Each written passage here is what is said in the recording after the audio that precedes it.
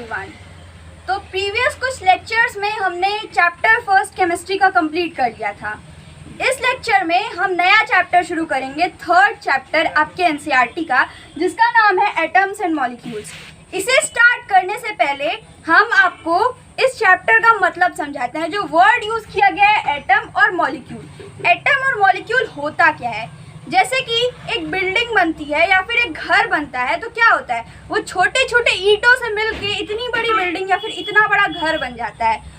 तो वही जो छोटी छोटी ईंट हैं उन्हीं को जोड़कर इतना बड़ा घर बनता है। वैसे ही जो हमारा मैटर होता है वो छोटे छोटे एटम से मिलके बना रहता है। जब ढेर सारे छोटे छोटे एटम्स मिल जाते हैं तो एक मैटर बनता है। तो एटम क्या होता है? Smallest individual unit of a matter. तो एटम होता है स्मॉलेस्ट इंडिविजुअल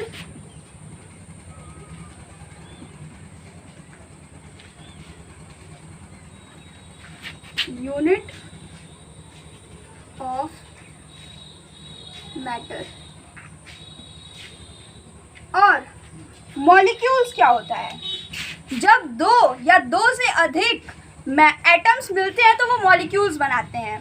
जैसे कि ढेर सारे एटम्स, ढेर सारे जो ईंट है वो मिलके एक घर बनाते हैं, या फिर ढेर सारी कुछ ईंट्स मिलके एक जो है दीवार खड़ी कर देते हैं। वैसे ही दो या दो से अधिक एटम्स जब मिलते हैं तो वो एक मॉलिक्यूल बनाते हैं। जब तक एक सिंगल एटम रहता है तब तक हम उसे एटम कहते हैं। जब दो या दो से अधिक एटम्स होते हैं तो हम उसे मॉलिक्यूल कहते हैं।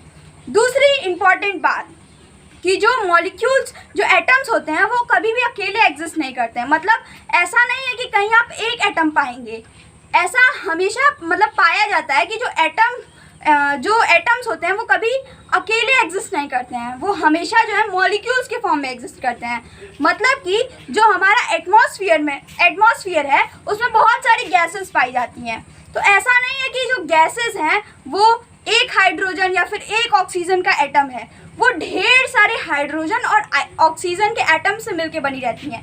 दो गैसेस की जो एटम्स होती हैं, जैसे हाइड्रोजन और एक और हाइड्रोजन, ये दो हाइड्रोजन मिलके H2 बनाती हैं, जो हमारा गैस प्रेजेंट होता है एटमॉस्फेयर में। वैसे ही दो ऑक्सीजन जो होते हैं वो मिलके O2 बनाते हैं, जो हमारे एटमॉस्फेयर में ऑक्सीजन प्रेजेंट रहता है वो O2 के फॉर्म में रहता है। वैसे ही जो हाइड्रोजन प्रेजेंट रहता है वो H2 के फॉर्म में रहता है। जो अदर गैसेस होती हैं वो भी मॉलिक्यूल्स के फॉर्म में होती हैं।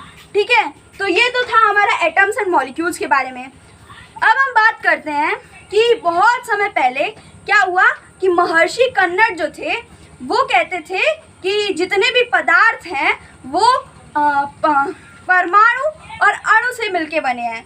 तो परमाणु क्या था?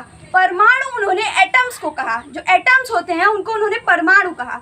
और जो एटम्स जो है वो मिलके मॉलिक्यूल्स बनाते हैं, जिसको उन्होंने पहले अणु कहा। तो जो एटम्स होते हैं उनको महर्षि कन्नड़ ने पहले ये सब बता दिया था कि जो एटम्स होते हैं उनको परमाणु कहा उन्होंने, और जो मॉलिक्यूल्स होते हैं उनको अणु कहा, और जो मैटर है उसको पदार्थ कहा। ठीक है, तो उनके पास कोई एक्सपेरिमेंटल, मतलब जो पहले के फिलोसोफर थे, इंडियन फिलोसोफर, वो उनके पास कोई एक्सपेरिमेंटल प्रूफ नहीं था।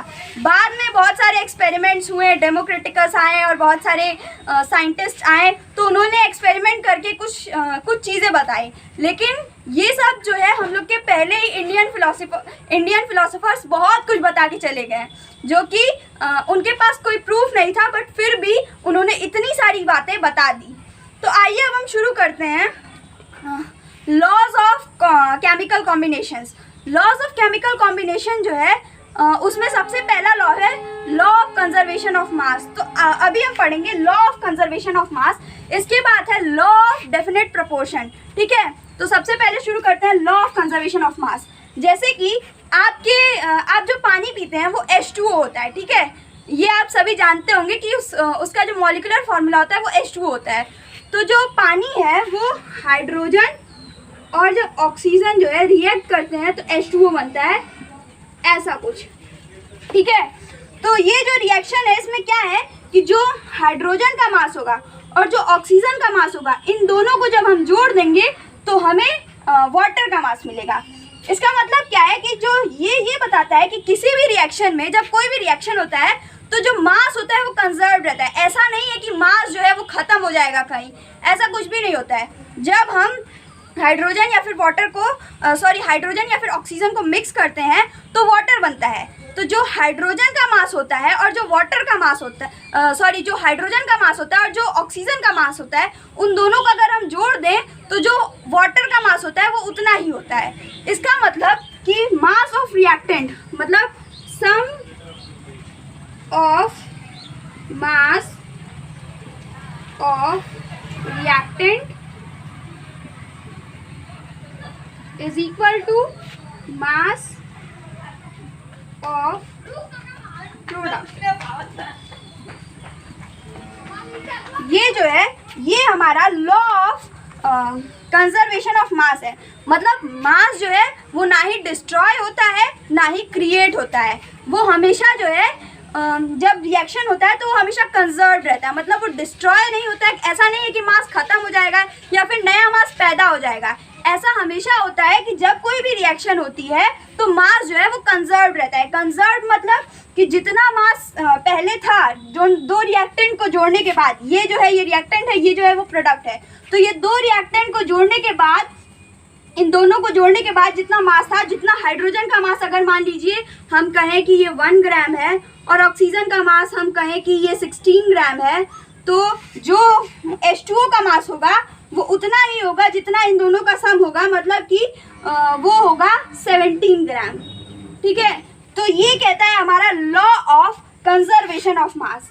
अब अगला टॉपिक है लॉ ऑफ डेफिनेट प्रोपोर्शन। तो आइए हम लॉ ऑफ डेफिनेट प्रोपोर्शन के बारे में समझते हैं। तो लॉ ऑफ डेफिनेट प्रोपोर्शन क्या कहता है कि जब भी कोई भी एलिमेंट्स जो है मिलके एक कंपाउंड बनाते हैं, जैसे कि जो एलिमेंट्स होते हैं, बहुत सारे ऐसे कंपाउंड्स होते हैं जिसमें 2 या 2 से अधिक एलिमेंट्स मिलते हैं और कंपाउंड्स बनाते हैं।